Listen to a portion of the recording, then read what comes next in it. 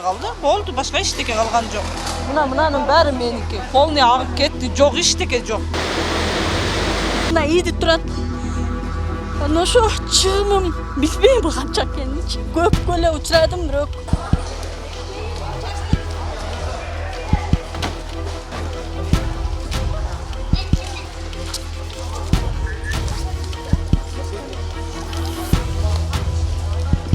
Adrem bunu gayret atkanга bolбойт билбейм.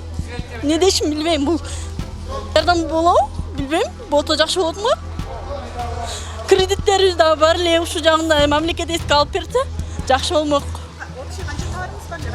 1 миллионго жетет товарым. Жентки товар. Мен мындай орто эсеп менен 1 миллион.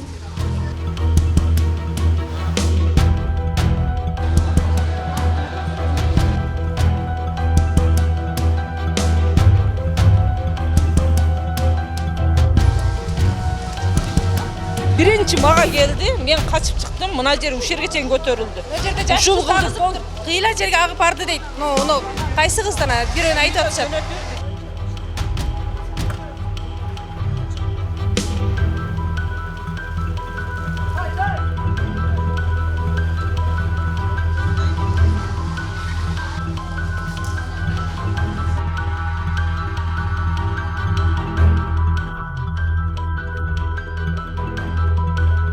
Жамгыр жаап, ошонун пайда болгон суулар селге айланып, сел болду, катуу сел жүрдү.